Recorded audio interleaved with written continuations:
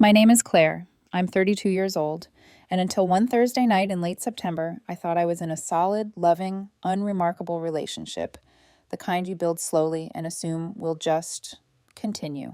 I was alone in a Denver hotel room, surrounded by half-packed suitcases and printed presentation notes, when my phone vibrated on the nightstand. Unknown number, local area code. I almost ignored it. Hi, Claire. I hate to be the one to tell you this, but Richard is seeing someone else behind your back. I thought you deserved to know. I'm really sorry. I read it once, then again. Then I noticed my hands were shaking. The sender introduced herself as Lena, one of Richard's yoga friends. I'd met her maybe twice. Polite, quiet, forgettable in the way people are when they orbit your life but never touch it. My first instinct was denial. My second was rage. My third was fear, the quiet, nauseating kind. Richard and I had been together for 3 years. We met at a friend's birthday party and bonded over bad horror movies and shared sarcasm. He was grounded where I was impulsive, thoughtful where I rushed. I'd always believed we made each other better. I traveled for work occasionally. Not constantly. A week here, 2 weeks there. This trip was supposed to be simple. A conference, a few meetings, back home by next Friday. I stared at the message for a full minute before replying. Thanks, I'll handle it. That was all. I didn't call Richard. I didn't confront him. I booked a flight home for the next morning. That night, sleep never came. My mind replayed the weeks leading up to the trip. Richard on his phone, more than usual. His sudden enthusiasm for working late. The way he'd kissed me goodbye that Monday morning. Distracted, rushed. The flight home felt endless. By the time my rideshare pulled up to our apartment building, my stomach felt hollow. My palms were damp. I remember thinking, if this is nothing, you're about to look insane. The elevator doors opened on the 4th floor. I could hear laughter before I reached the door. Richard's laugh, warm, familiar, tangled with another voice. A woman's. I stood there, key in hand, heart pounding loud enough that I was sure they could hear it. Then I unlocked the door. Richard was on the couch, relaxed, smiling, wearing the sweater I'd bought him last winter. Beside him sat a woman I'd never seen before. Too close, comfortable, a wine glass in her hand. Their faces changed simultaneously. Surprise, confusion, panic. Claire? Richard stood up so fast his glass nearly tipped. What are you doing here? You weren't supposed to be back until next week. Clearly, I said, closing the door behind me. I looked at her. And you are? She stood too, awkward and flushed. I'm Maya. Richard rushed in. She's a coworker from my project team. I nodded slowly. A coworker you're drinking wine with in our apartment while I'm out of town? It's not like that, he said quickly. We were just talking through some work stuff. I looked around. 2 glasses, takeout containers, 2 sets of chopsticks. How long has she been here? I asked. Richard hesitated. An hour, he said, maybe. I turned to Maya. You should probably go. She didn't argue. She grabbed her bag and murmured an apology that wasn't meant for me. It was meant for him. The door closed behind her. The apartment felt smaller instantly. Why are you really home? Richard asked. I got a text, I said quietly, from Lena, your yoga friend. His face drained of color. She said you're seeing someone else. That's ridiculous, he said too fast. She doesn't know what she's talking about. Then why were you panicking when I walked in? Silence. I pulled out my phone and called Lena. Richard reached for my arm. Claire, don't. I stepped away. Lena answered on the 3rd ring. I saw them, she said softly, multiple times, holding hands, leaning into each other. And on Tuesday, she kissed him.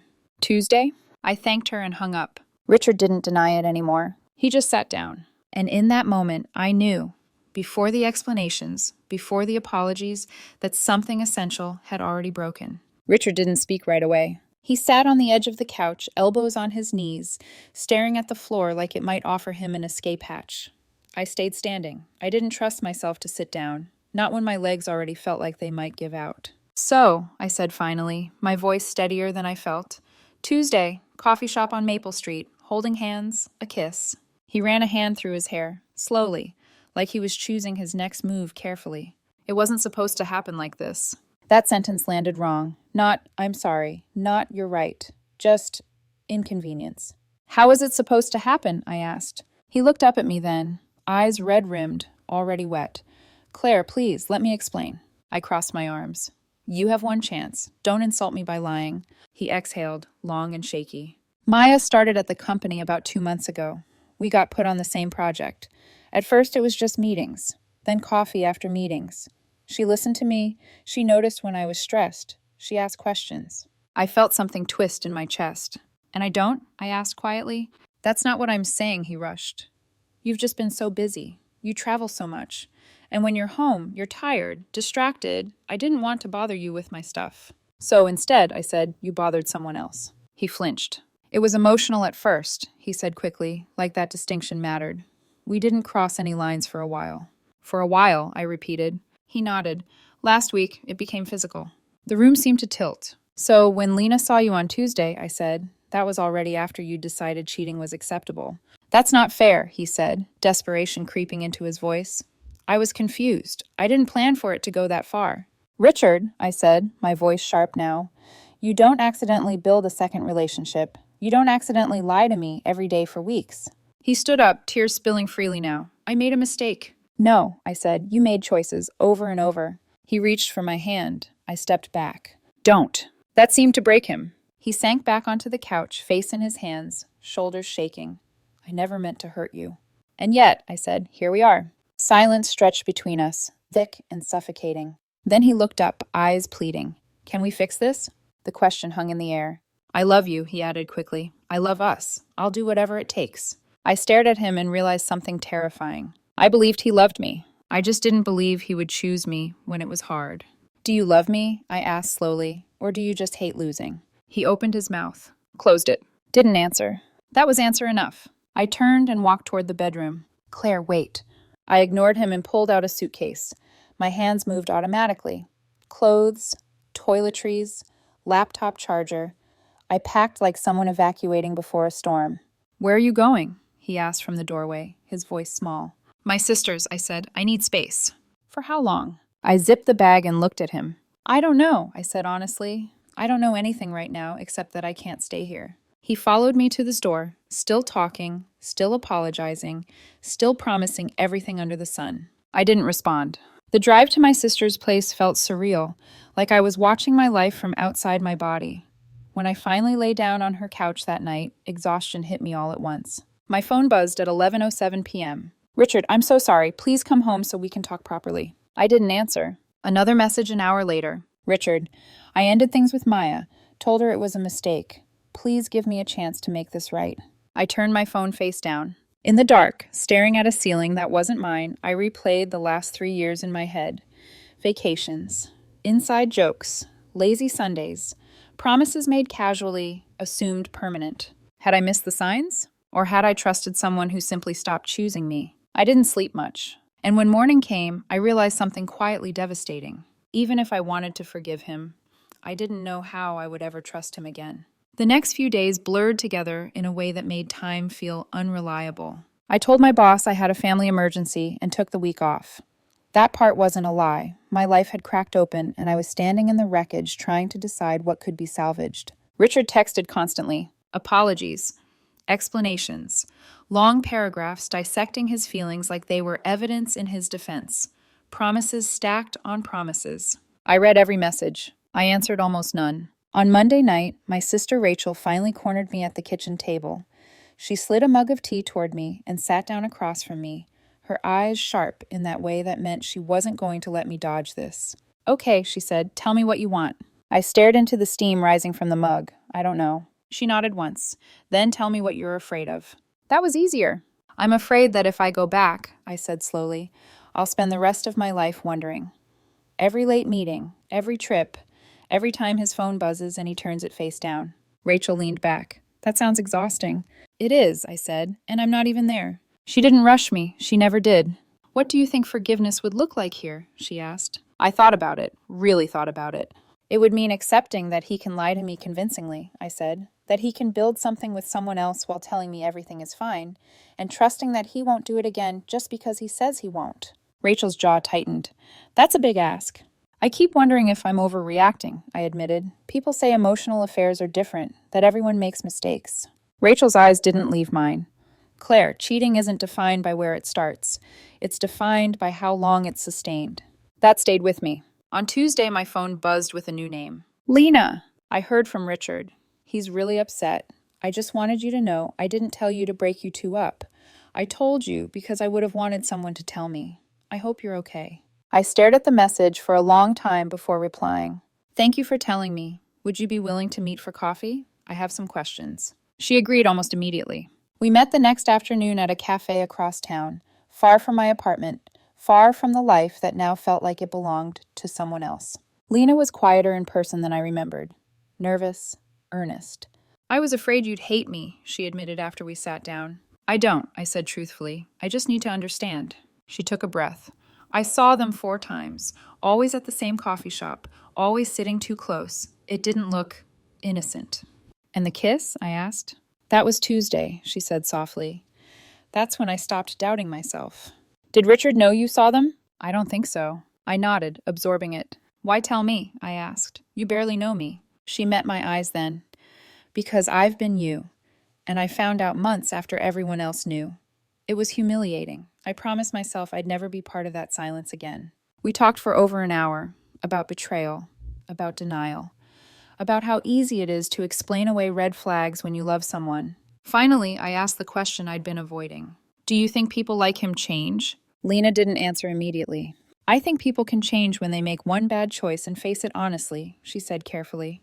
But when someone lies repeatedly, when deception becomes a habit, that says something deeper. What does it say? I asked. That when things get hard, she said, they look for exits instead of solutions. I left the cafe feeling strangely lighter, not because the pain was gone, but because the fog was lifting. That night, Richard called. Not a text, a call. I almost didn't answer. Claire, he said the second I picked up, please, I need to see you. We can't keep doing this in fragments. I closed my eyes. You're right, I said. We need to talk. Come home, he said quickly. Please. There was a pause. Friday, I said, 7 o'clock. Relief flooded his voice. Thank you. I'll make dinner. Richard, I interrupted, don't make this into a performance. Silence. I just want us, he said quietly. I hung up without responding. Because for the first time since that text arrived, I wasn't sure us still existed. When I walked into the apartment Friday evening, it barely looked like the same place. Everything was spotless, unnaturally so. The throw pillows were aligned. The counters gleamed. A vase of fresh flowers sat in the center of the table, their brightness almost aggressive in the soft lighting. Richard had cooked. My favorite chicken parmesan. The smell alone used to make me feel safe. I wanted to do something nice, he said, hovering in the kitchen doorway. To show you I'm serious. I nodded, non-committal, and took my coat off. My body moved through the motions automatically, like muscle memory hadn't caught up with reality yet. We sat across from each other at the table. It felt like a first date and a funeral at the same time. I'm sorry, he said again, barely 5 minutes in. I know I've said it 100 times, but I need you to hear it. I hear you, I said. I've heard you. He swallowed. I'll do anything. Counseling, quitting my job. I deleted her number, blocked her everywhere. I swear there's nothing left between us. That's not the point, I said gently. Then what is? His voice cracked. I set my fork down. The point is that you didn't stop because it was wrong, I said. You stopped because you were caught. That's not true, he insisted. I ended it before you came home. Because Lena told me, I said. If she hadn't, how long would it have gone on? He opened his mouth, closed it. I continued, my voice steady but firm. You said you felt disconnected, that I was gone, tired, distracted. Maybe that's fair. Maybe I wasn't perfect. I'm not saying this is your fault, he said quickly. But it is my responsibility to listen when you're unhappy, I said. And it was your responsibility to tell me, not to build something with someone else. Tears slid down his face. I was scared. I didn't want to lose you. So you risked losing me? I asked softly. He shook his head, defeated. This wasn't a mistake, I said. A mistake is forgetting a birthday, or saying something cruel in the heat of the moment. This was weeks of choosing someone else. The words hung heavy between us. Finally, he whispered, Are you breaking up with me? I looked at him, really looked. The man I'd planned a future with. The man who still loved me in his own way. Yes, I said. The sound he made then wasn't dramatic. It was small, broken. Please don't, he said, voice raw. I'll prove it to you, every day. I believe you love me, I said. But I don't trust you, and love without trust isn't something I can live inside. I stood up. I'll come by this weekend to pack my things, I added. The lease is in both our names. We can figure out the logistics calmly. I don't want calm, he said. I want you. I know, I said, but I can't give you that anymore. I left before he could say anything else. The door closed softly behind me, but it felt final. As I walked down the hallway, I didn't feel relief. I felt grief. But underneath it, something else was growing, something steadier. Self-respect. It's been 3 months. I moved into my own place in November, a smaller apartment across town, nothing fancy. But it's quiet, clean, and most importantly, it's mine. There are no shared memories hiding in the corners, no echoes of laughter that now feel like lies. The breakup was cleaner than I expected. Richard didn't fight me on the logistics. We split the furniture, closed the joint accounts, signed the paperwork with a kind of exhausted politeness that felt almost respectful. We said our goodbyes like people who had loved each other once and knew they couldn't pretend otherwise. Through mutual friends, I heard that Richard and Maya are officially together now. Apparently, they couldn't help how they felt and decided to give it a real shot once I was out of the picture. The information landed without impact. No jealousy, no urge to compare myself to her. Just confirmation. Lena and I stayed in touch. Nothing romantic, just occasional check-ins. Two women who crossed paths in an uncomfortable way and chose honesty over silence. I'm grateful for her more than I can properly explain. Rachel asked me last week if I regretted leaving. No, I said. I regret the time I spent doubting my instincts, not the decision. Betrayal has a way of clarifying things. Before that text, I might have married Richard. I might have built a life with someone who looked for exits when things got hard. Now I know better.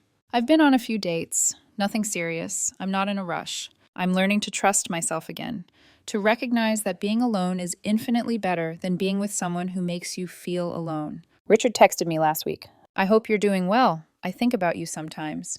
I didn't respond. There was nothing left to say. My career is fine. My family is supportive. My friends showed up when it mattered. And every morning, I wake up in my own bed, make my own coffee, and move through my day without wondering if the person I love is lying to me. That peace? It's worth everything.